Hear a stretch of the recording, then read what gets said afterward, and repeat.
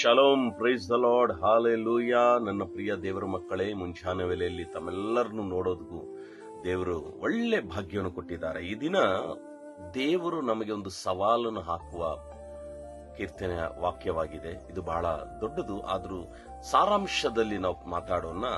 ಜೆಕರಿಯನ ಬರೆದ ಪ್ರವಾದನೆ ಪುಸ್ತಕ 7ನೇ ಅಧ್ಯಾಯ 13ನೇ ವಚನ. The book of Zechariah 7:13. ಆಗ ಆದದ್ದು ಏನೆಂದರೆ, ಅವನು ಕೂಗಲು ಅವರು ಕೇಳದೆ ಇದ್ದ ಪ್ರಕಾರ ಅವರು ಕೂಗಲು ನಾನು ಕೇಳದೆ ಇದ್ದೇನೆಂದು ಸೈನ್ಯಗಳ ಕರ್ತನು ಹೇಳುತ್ತಾನೆ. ಇನ್ನು ಮುಂದೆ ಕೂಡ ಇದೆ, ಸ್ಕ್ರೋಲ್ ಆಗುತ್ತದೆ, ದಯವಿಟ್ಟು ಓದಿಕೊಳ್ಳಿ.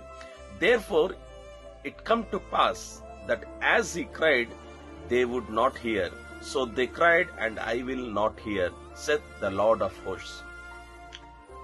ದೇವರು ಹೇಳುತ್ತಾ ಇದ್ದಾರೆ, ನಾನು ಕೂಗುವಾಗ ಕೆಲವು ಜನರು ನನ್ನ ಮಾತಿಗೆ ಕಿವಿ ಕೊಡಲಿಲ್ಲ. ನಾನು ಎಚ್ಚರಿಸುವಾಗ ಕೆಲವರು ನನ್ನ ಮಾತಿಗೆ ಕಿವಿ ಕೊಡಲಿಲ್ಲ. ಕೆಲವರಿಗೆ ನಾನು ಒಳ್ಳೆ ರೀತಿಯಾಗಿ ನಡ್ಕೊಳ್ಳಿರಿ ಅಂದರೆ ಕೆಲವರು ನನ್ನ ಮಾತಿಗೆ ಬೆಲೆ ಕೊಡಲಿಲ್ಲ. ಒಂದು ಸಮಯ ಬರುತ್ತದೆ, ಅವರು ನನ್ನನ್ನು ಕೂಗುವಾಗ ನಾನು ಕೂಡ ಅವ್ರ ಮಾತಿಗೆ ಬೆಲೆ ಕೊಡೋದಿಲ್ಲ. ಹೌದ್ರಿ, ನಮ್ಮ ದೇವರು ಏನಂದ್ರೆ, ಕರೆಯುವಾಗ ನಾವು ಶ್ರದ್ಧೆಯಿಂದ ದೇವ್ರಿಗೆ ಕೇಳಬೇಕು. ದೇವ್ರು ಹೇಳುತ್ತಾರೆ, ಈ ಮಾರ್ಗದಲ್ಲಿ ನಡೀರಿ, ಹೀಗೆ ಬಾಳಿರಿ, ಹೀಗೆ ಬೆಳೀರಿ, ಹೀಗೆ ಮಾತಾಡಬೇಕು, ಹೀಗೆ ನೋಡಬೇಕು. ನಾವು ಅವುಗಳನ್ನ ದೇವ್ರ ಮಾತುಗಳಿಗೆ ಕೇವಲ ಮಾಡಿಕೊಂಡು ನಡೆದುಕೊಂಡರೆ ಒಂದು ಕಾಲ ನಮಗೂ ಬರುತ್ತದೆ. ಆಗ ದೇವರು ಹೇಳುತ್ತಾರೆ, ನೀನು ನನ್ನ ಸಮಯದಲ್ಲಿ ನನ್ನ ಮಾತಿಗೆ ಕಿವಿ ಕೊಡಲಿಲ್ಲ, ಕೇಳಲಿಲ್ಲ, ನಾನು ಯಾಕೆ ಕೇಳಲಿ ಎಂಬುದಾಗಿ. ಹೌದು, ಬರೀ ನಾವು ಕೇಳೋರಾಗಿರಬಾರದು, ಬರೀ ನಾವು ದೇವರಿಂದ ಕೊಡು ಕೊಡು ಅಂತ ಹೇಳೋ ಜನರಾಗಿರಬಾರದು. ದೇವರು ಹೇಳುವಾಗ ಕೇಳುವ ಸ್ವಭಾವ ಕೂಡ ನಮ್ಮಲ್ಲಿರಬೇಕು. Yes, when you hear to God, then one time will come and God will hear to you. If you want hear God, definitely God will not hear you. ದೇವರು ಏನು ಬಯಸುತ್ತಾರೆ? ದೇವರು ಹೇಳೋದೇನು? ನಾನು ಹೇಳಿದ ಮಾರ್ಗದಲ್ಲಿ ನಡೀರಿ, ನಾನು ಹೇಳಿದ ಜೀವನ ನಡೆಸ್ಕೊಂಡು ಹೋಗ್ರಿ. ನಾವದೆಲ್ಲ ಬಿಟ್ಟು ನಮಗೆ ಬೇಕಾದಷ್ಟು ಜೀವನ, ನಮಗೆ ಬೇಕಾಬಿಟ್ಟು ಜೀವನ ನಡೆಸ್ಕೊಂಡು ನಮಗೆ ಕಷ್ಟ ಬರುವಾಗ ದೇವ್ರನ್ನ ಕೂಗಿದ್ರೆ ಆ ಕೂಗು ಕೇಳಿ ದೇವ್ರು ಬರ್ತಾರ? No, definitely not.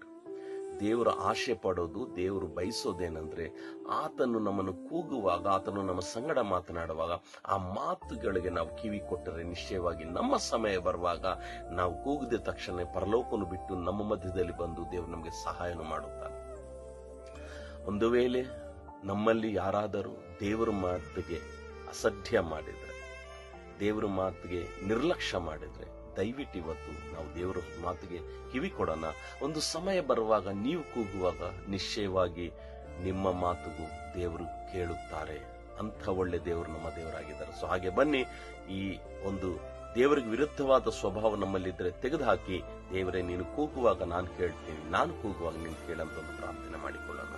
ಪರಿಶುದ್ಧನೇ, ವಾಕ್ಯದ ಪ್ರಕಾರವಾಗಿ ಜನರು ಅಪ್ಪ ಒಂದು ವೇಳೆ ಅವರ ಮೂರ್ಖತನದಿಂದ ನಿನ್ನ ಸ್ವರಗೆ ಕಿವಿ ಕೊಡದೇ ಇರಬಹುದು. ಆದ್ರೆ ಈ ದಿನ ನಾವೆಲ್ಲರೂ ಕೂಡಿ, ನನ್ನ ಸಹಿತ ಸ್ವಾಮಿ, ಒಂದು ವೇಳೆ ಸ್ವಾಮಿ ಅಪ್ಪ ನೀನು ಕರೆಯುವಾಗ, ನೀನು ಕೂಗುವಾಗ ನಾವು ನಿಮ್ಮ ಮಾತಿಗೆ ಶ್ರದ್ಧೆಯಿಂದ ಕೇಳಿದ್ರೆ, ನಾವು ಕೂಡ ಕೂಗುವಾಗ ನೀನು ಪರಲೋಕವನ್ನು ಬಿಟ್ಟು ಇಳಿದು ಬಂದು ನಮ್ಮ ಸಮಸ್ಯೆಗಳ ಮಧ್ಯದಲ್ಲಿ, ನಮ್ಮ ಪರಿಸ್ಥಿತಿಗಳ ಮಧ್ಯದಲ್ಲಿ ಇಳಿದು ಬರುವ ದೇವರಾಗಿದ್ದಕ್ಕಾಗಿ ಸ್ತೋತ್ರ. ಅಯ್ಯ, ನಿನ್ನ ಮಾತಿಗೆ ನಾವು ಕಿವಿ ಕೊಡ್ತೀವಿ, ನಾವು ಕೂಗುವಾಗ ನೀವು ಕೂಡ ನಮ್ಮ ಒಟ್ಟಿಗೆ ಇರಂತ ಯೇಸುವಿನ ನಾಮದಲ್ಲಿ ಪ್ರಾರ್ಥನೆ ಬೇಡಿ ಹೊಂದಿದ್ದೇವೆ. ಆಮೆನ್. ನಾಳೆ ಮರಳಿ ಇದೇ ಸಮಯ ನೀವು ನಾವು ಒಟ್ಟಾಗಿ ಭೇಟಿಯಾಗೋ ತನಕ ಪರಿಶುದ್ಧಾತ್ಮ ದೇವರು ನಿಮ್ಮೆಲ್ಲರಿಗೂ ಕಾಪಾಡಲಿ. May God bless you.